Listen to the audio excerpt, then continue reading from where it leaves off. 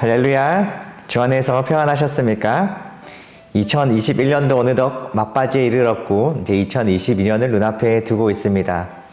한 해 동안 주님의 말씀 통독하시느라 수고 많으셨습니다. 2021년도 하나님의 말씀이 우리를 이끌어 오셨고 2022년도 하나님의 말씀이 빛이 되어 우리의 삶을 이끌어 가실 것임을 믿습니다.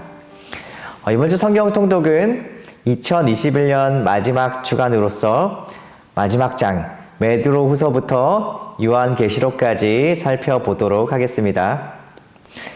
먼저 베드로후서를 살펴보겠습니다. 베드로는 로마에서 죽기 직전에 이 편지를 쓰게 되었습니다. 당시의 황제였던 도미티아누스라는 황제는 이전에 있었던 네로 황제 못지않게 그리스도인들을 핍박하던 황제였습니다. 그래서 베드로는 베드로 전서를 통해서 외부적으로 박해를 어떻게 이기고 견뎌내야 되는지를 말씀하였다면 베드로 후서에서는 교회 안에서 예수님과 그리고 그분의 재림에 대해서 잘못 가르치는 거짓 교사들에 대해서 경고하고 주의를 당부하고 있습니다. 핵심적인 내용은 크게 세 가지로 나누어 볼 수 있는데요. 첫 번째는 하나님의 백성으로서 온전히 자라가라 라는 내용이고요. 두 번째는 예수님에 대해서 잘못 가르치는 거짓 교사들을 경계하라는 내용이고요. 마지막으로 세 번째는 예수님의 재림을 기다리라는 것이었습니다. 결국 베드로는 지금 처한 현실은 힘들고 또 핍박받고 어려운 그런 상황이지만 두려워하거나 낙심하지 말고 주님 오시는 그날까지 진리 안에서 온전히 자라가라는 말씀을 베드로후서를 통해서 하고 있습니다. 다음은 사도 요한이 기록한 요한 1, 2, 3서를 차례대로 보게 될 텐데요. 먼저 요한 1서의 내용을 한번 살펴보겠습니다. 어느덧 노인이 된 사도 요한은 에베소에서 소아시아 전 지역에 흩어져 있는 그리스도인들에게 이 요한 1서라는 편지를 썼습니다. 예수님이 요한을 제자로 부르셨을 당시에 그는 어부였죠. 그는 예수님의 사촌쯤 되었던 것 같고 또 그의 어머니 살로메라는 사람은 예수님의 어머니 마리아와 자매였을 것이라고 추정하고 있습니다. 그는 이 편지를 읽는 사람들에게 이렇게 부르고 있는데요. 자녀들아 라고 부르고 있습니다. 아마도 이 편지를 읽는 많은 그리스도인들이 예수님을 믿은 지 얼마 되지 않은 사람이었기 때문입니다. 요한은 이 편지를 통해서 성도들이 그리스도 안에서 영생을 가졌음을 알고 또 그리스도의 명령대로 사는 것을 돕기 위해서 이 편지를 쓰게 되었습니다. 그리고 아마 이 편지는 소아시아에 있는 여러 교회들이 돌려보면서 읽었을 것입니다. 요한은 이단들에 대항해서 계속해서 예수님은 하나님이시며 또 동시에 사람이심을 강조하였는데 요한일서 5장 20절에 이 같은 내용을 분명하게 기록하고 있습니다. 또 아는 것은 하나님의 아들이 이르러 우리에게 지각을 주사 우리로 참된 좌를 알게 하신 것과 또한 우리가 참된 좌 곧 그의 아들 예수 그리스도 안에 있는 것이니 그는 참 하나님이시요 영생이시라. 아멘. 이어서 사도 요한은 요한 2서와 요한 3서를 기록하였습니다. 요한이 요한 2서를 썼을 당시에는 예수님과 함께 다니며 말씀을 들었던 사람들은 다 죽고 남아있지 않았습니다. 소수의 교사들은 많은 교회들을 돌아보아야 됐기 때문에 새로 세운 교회들에는 교사가 없는 경우들도 많이 생겼습니다. 그 틈을 타서 거짓 교사들이 교회에 들어와서 잘못된 진리를 가르쳤는데요. 예수님을 믿은 지 얼마 되지 않았던 성도들은 진리를 가르치는 교사와 거짓 교사를 제대로 구분하지 못했습니다. 그래서 요한은 성도들이 진리를 바로 알 수 있도록 돕기 위해서 이 편지를 쓰게 된 것입니다. 요한 3서는 요한의 절친한 벗 가이오라는 사람에게 보낸 편지로서 에베소에서 기록하였습니다. 요한이 점점 나이가 들어가자 가르쳐야 될 교회들을 일일이 방문을 할 수가 없었습니다. 그래서 그는 여러 교회를 다니면서 진리를 가르치고 동력할 사람들을 뽑았습니다. 그 중에 한 사람이었던 요한은 가이오가 그 예수님을 잘 섬기며 주님의 말씀에 순종한다는 그 소식을 들어서 매우 기쁘게 여기며 거기에 대한 감사를 표하면서 계속해서 그들을 도와달라고 부탁하는 장면이 요한 3서에 등장하게 됩니다. 유다서는 야고보와 함께 예수님의 형제였던 유다가 그리스도인들에게 보낸 편지였습니다. 유다서는 베드로후서가 기록되기 조금 전에 쓰인 것으로서 거짓 교사들을 경고하고자 이 편지를 썼습니다. 유다는 모든 성도들은 예수님에 대한 올바른 진리만을 믿어야 하고 거짓 교사들을 멀리하고 배척해야 된다고 이야기합니다. 드디어 성경의 가장 마지막 권 요한계시록까지 왔습니다. 우리가 좀 어렵게 느끼지만요, 사실 요한계시록을 보다 보면 그렇게 어렵지 않습니다. 한번 내용을 살펴보겠습니다. 요한계시록은 예수님에 대해서, 그리고 마지막 심판 때에 승리하실 예수님의 모습에 대해서 기록한 예언의 책입니다.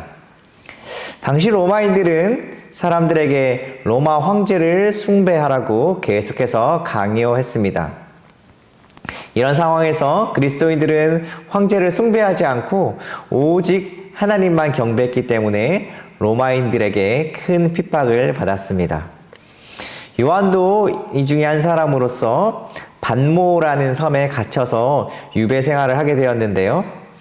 하지만 그리스도인들은 미래에 소망이 있다는 사실을 알아야 했기 때문에 하나님께서는 하나님의 백성들에게 소망을 주시기 위해서 사도 요한에게 미래의 모습을 많이 계시로 보여주셨습니다. 요한계시록 1장부터 3장까지는 예수님께서 소아시아에 있는 7교회에게 주신 말씀이 기록이 되어 있고요. 4장은 요한이 하늘의 모습과 하나님의 왕좌를 본 것을 생생하게 기록하고 있습니다. 또 5장부터 7장까지는 심판책에 관한 이야기가 나오는데요. 이 심판책은 7도장, 7인으로 봉해져 있는데 그것들이 하나하나 열리면서 다가올 죽음과 그런 재앙의 모습들을 보여주게 됩니다. 그런 재앙 속에서도 하나님은 그분의 백성들을 보호하고 계심을 보여주고 있습니다. 8장부터 15장까지는요, 7인 도장이 떼어지고 또 7천사가 나팔을 불면서 사탄이 세상을 정복하려고 한다는 그 사실을 알려주고 있습니다. 또한 하나님은 환난 중에 일어날 일들을 경고할 전달자들을 보내주실 것임을 알려주고 계십니다. 16장에서 18절까지는 요한이 7천사가 사탄에게 자신의 능력을 보여주는 7대접을 쏟는 모습을 보여줍니다. 사탄과 그를 따르는 그 세력들이 직접 싸우러 오는데요. 아직 살아있는 많은 사람들이 사탄에게 미혹되어서 그를 경배하는 모습과 세상의 모든 나라들이 파괴되고 멸망당하는 것임을 보여줍니다. 19장에서 20장까지는 요한은 하늘의 군대를 이끌고 백마 타고 오신 분을 봅니다. 그분의 옷에는 왕들의 왕, 주들의 주라고 쓰여 있습니다. 그분은 사탄의 권세를 완전하게 쫓아내고 이 세상에 다시 오실 예수 그리스도를 말씀하고 있습니다. 예수님은 이 땅에 오셔서 1000년 동안 세상을 다스리실 것인데 악한 세력들이 한 번도 그 기간 동안 자신의 세력을 잡기 위해서 애쓰고 있지만 예수님은 결국 그들을 멸망시킵니다. 드디어 마지막 요한계시록 21장부터 22장까지는 우리가 알고 있는 이 땅은 이 세상은 끝이 나고 새 하늘과 새 땅이 만들어짐을 보여주고 있습니다. 예수님은 모든 사람들을 심판하시고 그를 믿는 모든 사람들에게 상을 주시는 분이십니다. 예수님은 새 예루살렘의 왕좌에 앉으시고 보라 내가 만물을 새롭게 하노라 라고 말씀하시는 것입니다. 우리 요한계시록을 통해서 계속해서 보게 되는 것이 무엇이냐면 예수님께서 요한계시록 전체에 등장하신다는 사실이십니다. 이 책은 예수님이 다시 오실 때 일어날 일들을 예언한 책이기 때문입니다. 여기서 예수님은 승리하시는 왕으로 나타나고 또 동시에 우리의 죄를 위해서 형벌을 받으신 어린 양으로 묘사되고 있습니다. 자, 예수님은 자신을 알파와 오메가, 즉 처음과 나중이라고 말씀을 하고 계시는데요. 사실 창세기에서 태초에 모든 것이 시작될 때 이미 예수님께서는 거기 계셨고, 또 요한계시록에서 이 세상이 끝날 때 예수님께서도 거기 계셨으며, 그리고 그 이후에도 계속 함께 계시는 분, 그분 처음이자 마지막이신 분이 바로 우리 예수 그리스도라는 사실입니다. 자, 지금 남아있는 우리들에게 예수님께서 말씀하시는 것은 무엇일까요? 예수님은 자신이 속히 그리고 아주 빨리 다시 오실 것이라고 말씀하십니다. 우리는 그날과 그 시를 알지 못하지만 모든 그리스도인들은 한 가지 소망과 확신을 가지고 있는데요. 예수님이 다시 오실 때 참된 회복과 참된 기쁨과 승리를 누리게 될 것이라는 사실입니다. 그래서 이 세상에서 참 핍박받고 어렵고 고난을 당하는 삶을 살아간다 하더라도 우리 주님께서 다시 오시는 그날 우리 모든 눈에서 눈물을 씻어 주실 것이고 또 우리를 영원한 천국 하나님의 나라로 인도해 주실 것입니다. 우리는 그날과 그 시를 알지 못하지만 그때가 반드시 올 것이라는 것을 확신하면서 믿음 가운데 승리하면서 살아야 될 것입니다. 사랑하는 성도 여러분, 우리 요한계시록을 끝으로 이렇게 하나님의 말씀이 끝이 나지만 사실 이 세상이 끝난 것이 아니고 하나님의 말씀이 끝난 것이 아닙니다. 하나님의 말씀은 지금까지 살아서 역사하시는 하나님의 말씀이고 우리의 인생길을 비춰주는 하나님의 말씀입니다.